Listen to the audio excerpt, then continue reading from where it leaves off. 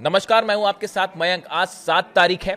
मैं आपको बताऊंगा कैसे पिछले 48 घंटे के अंदर ईरान की सेना ने अली खामेनेई साहब के फॉर्मूले पर चलते हुए, अली खामेनेई साहब की नीति पर चलते हुए अमेरिका को हॉर्मुज से खदेड़ दिया है। इसके लिए सही शब्द का इस्तेमाल खदेड़ना ही हो सकता है। मैं आपको बताऊंगा कैसे ईरान की सेना, देखिए हालात ये थे कि ईरान जो है एक के सामने दो ऑप्शन थे। एक ऑप्शन ये था कि बातचीत के जरिए हालात को नियंत्रण में करने की कोशिश की जाए, और दूसरा रास्ता ये था कि करारा जवाब दिया जाए, दुश्मन के हर कदम का एक कदम आगे बढ़ के जवाब दिया जाए। ये वो रास्ता जो अली खामेनेई साहब ने दिखाया था, उसी पर ईरान की सेना आगे बढ़ी और 48 घंटे में घुटनों पे है अमेरिकी की फोर्सेस हॉर्मुज में। ये कैसे हुआ, इसकी हम चर्चा करेंगे, लेकिन पहले एक बड़ी खबर आ रही है। बड़ी खबर हॉर्मुज से ही है। पिछले 24 घंटे के अंदर ईरान के 3 आइलैंड्स में, केशम आइलैंड पे, खास तौर पर केशम आइलैंड में, खार्ग आइलैंड में, अबू मूसा आइलैंड के आसपास कई सारे ड्रोन्स देखे गए हैं। ड्रोन एक्टिविटी हुई है जिसको ईरान ने अपने डिफेंस सिस्टम से मार गिराया है। देखिए, ये बड़ी खबर है। ईरान के जो आइलैंड्स हैं, उनके आसपास जो द्वीप हैं, उनके आसपास अचानक कई ड्रोन्स देखे जाते हैं चंद घंटों के अंदर, और ईरान ने अपने डिफेंस सिस्टम को एक्टिवेट किया। ईरान के पास कोई रास्ता नहीं था, उसे हिट करके उन्होंने ये ड्रोन्स मार गिराए। धमाकों की आवाज भी आई, ये और इलाके में सनसनी भी थी काफी, लेकिन फिर ईरान की तरफ से बात साफ की गई कि ये ड्रोन सस्पिशियस ड्रोन्स थे जिसको हमने मार गिराए। अब देखिए, ये घटना क्यों महत्वपूर्ण है, ये ड्रोन्स यहां क्यों आए थे।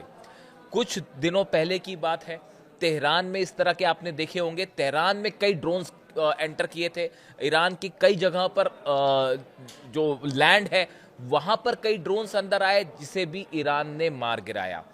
बताया यह जा रहा है कि ईरान के डिफेंस सिस्टम्स कहां लगे हैं, डिफेंस मिसाइल्स कौन सी हैं ईरान की, ये पता लगाने के लिए तेहरान में ड्रोन्स घुसे थे। और इस बार जो द्वीपों में ड्रोन्स की एंट्री हुई है, ये पता लगाना चाह रहे थे दुश्मन कि ये जो आइलैंड्स हैं, Qeshm island, Kharg island, Abu Musa island, क्या इन सब आइलैंड्स पर ईरान ने अपना डिफेंस सिस्टम लगा रखा है। जवाब है हां, लगा रखा है। जितने ड्रोन्स आए थे सबके सब तबाह हुए हैं। अब जिसको पता, देखिए ईरान की पॉलिसी में कैसे बड़ा शिफ्ट आया है, और कैसे मैं अली खामेनेई साहब को इससे जोड़ के देख रहा हूं। आप इस बात को देखिए, आप पिछले 48 घंटे में नजर डालिए कि क्या क्या डेवलपमेंट होते हैं। पिछले 3 दिन पकड़ लीजिए, खबरें ये आती हैं कि जो प्रस्ताव ईरान ने भेजा था, अभी की बात नहीं कर रहा हूं मैं, 3 दिन पहले की बात कर रहा हूं, ईरान की तरफ से जो प्रस्ताव आया उसको डोनाल्ड ट्रंप ने मना कर दिया, मानने से अस्वीकार कर दिया, और ये कह दिया कि अब जो है वो हॉर्मुज में हम अपना ऑपरेशन चलाएंगे और हम एस्कॉर्ट करके जहाजों को बाहर निकालेंगे। यानी अमेरिका के जहाज आगे बढ़ने शुरू हो गए हॉर्मुज की तरफ। खबरें ये आने लगी कि इजराइल और यूएई मिलकर बड़ा हमला करने वाले हैं, और जहाज रिफ्यूलिंग जेट्स पहुंचने शुरू हो गए। F-35 का मूवमेंट हो गया, F-22 का मूवमेंट हो गया, तमाम जो है पेट्रियट और थाट सिस्टम पहुंचने लगे, और जहां जाने कितने टन हथियार इजराइल पहुंच गए। इन हालात में ईरान के सामने यह ऑप्शन था कि अब इसका जवाब कैसे दिया जाए। एक तरफ सीज फायर चल रहा है, काफी मंथन हुआ, बताया जाता है ईरान की सिक्योरिटी काउंसिल की बैठक हुई, और उस बैठक में यह फैसला लिया गया कि अब अमेरिका को उसके हर किए का, इजराइल को उसके हर किए का, इसके पहले कि दुश्मन कोई कदम उठाए, एक कदम आगे बढ़ के जवाब दिया जाए। ये वो पॉलिसी है जो अली खामेनेई साहब ने अपनी सेना के लिए तय की थी कि दुश्मन जो भी हमला करता है, आपको अगर इस बात के लिए आप निश्चित हो जाते हैं कि हमला होने वाला है, आप पहले ही जवाब दे दीजिए उसको, और या फिर अगर हमला होता है तो उसको उसी की भाषा में करारा जवाब दीजिए। यानी एग्रेसिव अप्रोच रखिए, दुश्मन से दब के रहने की जरूरत नहीं है, उसको तुरंत रिप्लाई करिए। नतीजा क्या था, अमेरिका के जो शिप जो एस्कॉर्ट करने के लिए अंदर आए थे, उस पे अबू मेहदी मिसाइल्स मारी गई हैं।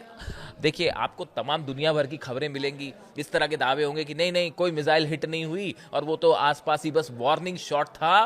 कौन सा देश ये स्वीकार करेगा कि ईरान की अबू मेहदी मिसाइल्स ने वॉरशिप पे जो है वो सीधा अटैक किया। जो इंफॉर्मेशन मेरे मुताबिक है, ईरान के वॉरशिप को सीधा डैमेज हुआ है, अबू मेहदी मिसाइल ने हिट किया है। देखिए कई मिसाइल्स फायर हुई थी, उसमें से हो सकता है कि कुछ वार्निंग शॉट्स भी हो, लेकिन एक मिसाइल ने अमेरिका के 2 जहाजों को हिट किया और एक एक मिसाइल ने दोनों को हिट किया और 2 जहाज वहां पर क्षतिग्रस्त हुए। कितना नुकसान हुआ वो पता नहीं, लेकिन ये देखिए इस बात को सेंटकॉम कभी कबूल नहीं करेगा। वो तो जेरल्ड फोर्ड में जब आग लगी थी तो क्या कबूल कर लिया था कि वो अंडर वाटर ड्रोन ने हिट किया था? नहीं किया था, लेकिन आग लगी ना, गया था वहां से वापस। तो देखिए खबर ये थी कि 2 शिप्स को वाकई हिट किया ईरान ने। उसके बाद आप देखिए एक रिफ्यूलिंग जेट रडार से गायब हो जाता है। हॉर्मुज में ईरान के एयर स्पेस के पास आप जो है 3 घंटे से एक जहाज घुमा रहे थे, रिफ्यूलिंग जेट। ईरान की तरफ से वार्निंग आई, नहीं माना, ईरान ने अपना डिफेंस सिस्टम फायर किया और प्लेन रडार से गायब हो गया। अब आप हिसाब लगाते रहिए कि प्लेन कहां गया। 2 टेक ऑफ भी किए कतर से हेलीकॉप्टर बचाने के लिए, मुझे नहीं पता वो प्लेन कहां गया। वो जो भी खबर आई हो उसके बाद आप देखिए खबरें लगातार आ रही थी, इजराइल और यूएई की तरफ से बड़ी स्ट्राइक हो सकती है ईरान पे। ये डिफेंस इंडस्ट्री से और खुफिया एजेंसी से जुड़े जो लोग हैं वो सब इस बात का स्पेकुलेशन कर रहे थे कि हो सकता है अमेरिका इस बार हमला ना करे और यूएई और शायद इजराइल जो है किसी रूप में संयुक्त रूप से शामिल हो सकते हैं, ऐसी आशंकाएं जताई जा रही थी। क्या हुआ नतीजा? इसके पहले कि इधर से हमला होता, फुजेरा में 2 ऑयल डिपो पे दनादन मिसाइल्स गिरी हैं, 15 मिसाइल्स मारी गई और ड्रोन्स मारे गए। ईरान ने समझा दिया, देखिए ऐसा है, अगर आप ये ख्याली पुलाव में है कि किसी तरह का आप हमला कर देंगे तो पिछली बार से ज्यादा करारा जवाब मिलेगा। अरब का एक भी तेल का कुआं नहीं छोड़ा जाएगा और उसके अलावा जितनी आईटी इंडस्ट्रीज हैं वो फिर जलेंगी। और जैसे पिछली बार अमेरिका के बेसिस उड़े, इस बार अरब के तेल के कुएं निशाने पर हैं और इस बात को पुतिन की तरफ से हरी झंडी थी। आप खुद सोचिए इस बात को कि ईरान क्या इन हालात में, जहां पूरी दुनिया की इकोनॉमी का स्टेक है हॉर्मुज में, क्या पुतिन की परमिशन के बिना, या परमिशन शब्द सही नहीं होगा, उनको कंसल्ट किए बिना क्या ईरान हमला करेगा? क्या चीन से कंसल्ट किए बिना, उनकी राय लिए बिना हमला करेगा? कतई नहीं करेगा। ईरान की तरफ से जो दागी गई मिसाइलें, चाहे यूएई पे दागी गई है, चाहे ड्रोन्स फायर किए गए, अमेरिका के जहाजों पर हमला किया गया, प्लेन्स पर हमला किया गया, सब की सब पुतिन और जिनपिंग के परमिशन से किया गया। बल्कि इन्होंने कहा तो यह भी जा रहा है कि पुतिन की तरफ से कहा गया कि हिट करिए। इस तरह की भी दावे सोशल मीडिया पे मिल जाएंगे आपको। आप याद रखिए, फिर से रिपीट करता हूं मैं, रूस के ऑयल रिफाइनरीज पे जबरदस्त हमले हो रहे हैं यूक्रेन की तरफ से। रूस के जो तेल की ठिकाने जल रहे हैं, तो अब से जो ऑयल रिफाइनरी है 4 बार हमला हो चुका है उस पर।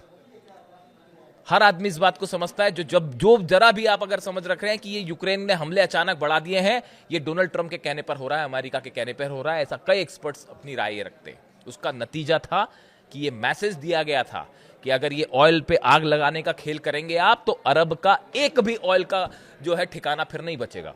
और उसके बाद पर्याप्त मिसाइल्स हैं ईरान के पास। और जहां तक अब जो नई जानकारी आ रही है, अगले वीडियो में एक बड़ा खुलासा ईरान की मिसाइल्स को लेकर। ये जितना नुकसान की बात थी, अब खबरें ये हैं कि ईरान का मिसाइल स्टॉक तो तेजी से, कहां तो अमेरिका उसको रोकने की बात कर रहा था, तेजी के साथ मिसाइल बनाने का काम दुगनी गति से आगे हो गया। ठीक वैसे ही जैसे जब 12 दिन की जंग हुई थी, जंग खत्म हुई थी, उसी दिन अली खामेनी साहब का आदेश था, फिर से जुट जाइए, फिर हमला होगा। मैं आपको फिर बताता हूं। आज कल मार्को रूबियो ने ऐलान किया कि भाई जो हमारा ऑपरेशन था ईरान के साथ हम रोक देते हैं। मार्को रूबियो के, अमेरिका के विदेश मंत्री के इस ऐलान के बाद कि हम अपना ऑपरेशन फिलहाल रोक रहे हैं, कल से ही ईरान अगली जंग की तैयारी में जुट चुका है। बिल्कुल वही आदेश का पालन हो रहा है जो अली खामेनी साहब कह के गए थे। इसीलिए मैं कहता हूं आज भी ईरान के सुप्रीम लीडर अली खामेनी साहब ही हैं और उन्होंने जो अपनी चीजें तय की थी, ईरान की सेना उसी रास्ते पर आगे बढ़ रही है, उसी पॉलिसी पे आगे बढ़ रही है। और चाहे 40 दिन की जंग हो जाए, चाहे 400 दिन की जंग हो जाए, आप देखिए पूरे बेस तबाह। कितना नुकसान हुआ अमेरिका का इस जंग में, देखिए पूरी साख खत्म हो गई अमेरिका की। एक महाशक्ति होने का जो बबल था, गुब्बारा था, वो फोड़ दिया ईरान ने। जितनी गलत फहमियां थी वो सब की सब दूर हो गई। आज हकीकत यह है कि दुनिया का सुपर पावर ना हॉर्मुज में कुछ कर पाया, ना तेहरान के अंदर कुछ कर पाया, ना सत्ता परिवर्तन हो पाया, ना सेना को हरा पाया, तो आप कर क्या पाए? बच्चों को 168 बच्चियों की जान ले पाए आप, और अली खामेनी साहब की। इसके अलावा आप क्या कर पाए? और अली खामेनी साहब की शहादत जो है वो एक ऐसी, उसने एक, क्या कहा जाए, वो एक ऐसा उनका बलिदान था जो ईरान को, जिसने हमेशा के लिए प्रेरित कर दिया है कि 1 इंच भी नहीं झुकना है। आप तेहरान से तस्वीरें देखिए, क्या जो तस्वीरें आती हैं इंकलाब स्क्वायर पर, रोज रात को हजारों की संख्या में ईरान की बहनें और बेटियां जमा होती हैं और वो अपनी सेना से अपील करती हैं, युवा जमा होते हैं, अपनी सेना से अपील करते हैं कि करारा जवाब दीजिए, 1 इंच भी दबने की जरूरत नहीं है, झुकने की जरूरत नहीं है। यानी वो जो एक ऑप्शन था वो खत्म ही हो चुका है। देखिए ये बहुत बड़ा झटका है अमेरिका की विदेश नीति को। पूरे दुनिया के सामने आप एक्सपोज हुए हैं कि आप न सिर्फ विदेश नीति के स्तर पर, आज देखिए पूरी दुनिया, पूरा अरब देश जो ये मान के चलते थे कि अमेरिका हमारी रक्षा करेगा, आज कोई देश इस बात पर विश्वास नहीं करेगा कि अमेरिका जो है अरब की रक्षा के लिए आएगा। हर देश अपने संसाधन जुटाने में जुट गया है। तो तुर्की भी आईसीबीएम बना के बैठा है कि भाई कब क्या हो जाए क्या पता। यानी अमेरिका की जो साख थी, विश्वास थी, उस पर भट्टा लग गया।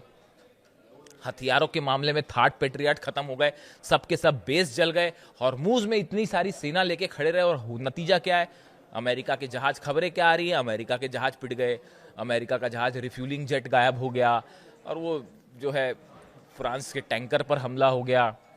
और वहां से क्या क्लेम किया जा रहा है, हमने 7 ईरान की छोटी बोट्स जो है वो उसको डिस्ट्रॉय कर दिया। ये इसकी चर्चा व्हाइट हाउस में है, जो वो बड़ा उसका वो मान रहे हैं कि भाई हमने बड़ा काम किया है।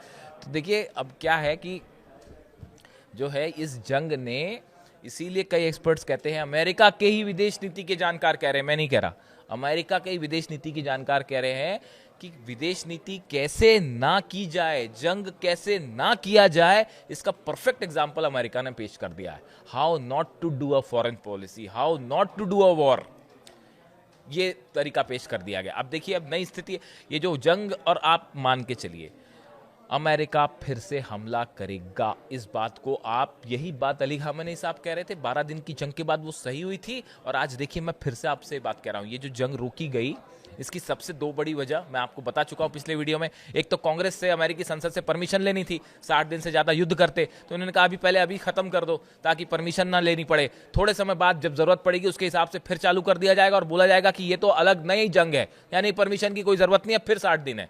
एक तरीका ये। दूसरा, चीन जा रहे हैं डोनाल्ड ट्रंप, अब्बास अराक्ची साहब वहां गए, एक बढ़िया रणनीति तैयार हुई है कि क्या करना है हॉर्मुज का, चाइना के साथ और पुतिन के साथ मिलके ईरान की। अब डोनाल्ड ट्रंप जा रहे हैं चाइना, और वो ये चाह रहे थे कि उनके चीन जाने के पहले ये हॉर्मुज वाला टेंशन खत्म हो, वरना चीन के साथ होने वाली सारी डील्स जो है वो फेल हो जाएंगी, वो मुश्किल में फंस जाएंगी। इसलिए डोनाल्ड ट्रंप ये नहीं चाह रहे थे कि चीन के साथ जो है वो विजिट खतरे में पड़ जाए या वो मामला खराब हो जाए। इसलिए भी यहाँ पर ये इस तरह का जो मार्को रूबियो ने कल अनाउंसमेंट किया। लेकिन आपने सुना होगा अमेरिका के विदेश मंत्री क्या कह रहे हैं, वो ये कह रहे हैं कि हम अब यूरेनियम पर बात करेंगे, हम न्यूक्लियर डील पर बात करेंगे। और एक और नया ऑप्शन दे दिया उन्होंने कि ऐसे भी कई देश हैं जो खुद यूरेनियम एनरिचमेंट नहीं करते, वो दूसरे देश से यूरेनियम लेके अपने बिजली के कारखाने चलाते हैं। ऐसा है, इस सब बातों के लिए ईरान ने साफ कर दिया है कि हमारे यूरेनियम पर कोई चर्चा नहीं होगी, हमारे वैज्ञानिकों ने बनाया उस पर कोई बात नहीं होगी, न्यूक्लियर प्रोग्राम भी हम अपना जारी रखेंगे। ईरान उस पर बात करने को ही तैयार नहीं। तो ऐसे सूरत में कैसे समझौता हो जाएगा, कैसे डील हो जाएगी और कब तक वो डील चल जाएगी? ऑब्वियस सी बात है, यही विजन था अली खामेनी साहब का, ताकि वो बिल्कुल सुप्रीम लीडर तो थे, वो ईरान के सुप्रीम लीडर थे, रिलीजियस लीडर थे। लेकिन मैं आपको बताऊं, मैंने जो है दुनिया भर के तमाम वॉर एक्सपर्ट्स के बारे में जानकारी हासिल की, उनके स्ट्रैटेजी, उनके जैसा क्लियर विजन आपको बहुत कम लोगों में मिलेगा। He was so clear about his purpose कि मुझे आगे क्या करना है, ईरान को क्या करना चाहिए, ईरान का दुश्मन कौन है, ईरान को किससे दोस्ती करनी, बड़ा क्लियर विजन था उनका। और यही वजह है कि आज ईरान, देखिए नुकसान हुआ ईरान को, ईरान ने कुर्बानियां दी, इसमें कोई दो राय नहीं है, तमाम साइंटिस्ट शहीद हुए हैं, सैनिक शहीद हुए, कमांडर शहीद हुए। लेकिन आज हकीकत यह है कि अली खामेनी साहब का ईरान डोनाल्ड ट्रंप पे भारी पड़ गया है। अब देखिए नए जो डेवलपमेंट है उसके हिसाब से इस बात पर नजर रखनी होगी कि चीन के साथ क्या बात हुई है ईरान की, डोनाल्ड ट्रंप का अगला कदम क्या होगा, और क्या जो ब्लॉकेड है, जो वॉरशिप्स है, वो अभी भी मौजूद हैं। इसके अलावा देखिए एक बड़ी खबर ये भी है, कल कई जगह चर्चा थी अमेरिका के अखबारों में कि अमेरिका इजराइल के साथ मिलकर एक बड़े जंग की तैयारी में जुटा हुआ है। भले ये दावे होते रहे कि वॉर ख़त्म हो गया है और जो है वो अब हम टॉक्स करेंगे, लेकिन हकीकत ये है बड़े जंग की तैयारी में जुटा हुआ है अमेरिका और इजराइल। और देखिए, ये जंग ख़त्म हो जाए तो इजराइल का तो मकसद ही शायद फेल हो जाए, इसलिए अभी नेतन्याहू चुप हैं। लेकिन ये शांति बड़ी ऊपरी दिखाई दे रही है, ज़मीन के अंदर असली में आग अभी वैसे ही जल रही है और इंतज़ार हो रहा है सही मौके का। जो भी अपडेट होगा आप तक पहुंचाऊंगा। वीडियो कैसा लगा ज़रूर बताइए कमेंट करके। Thank you so much.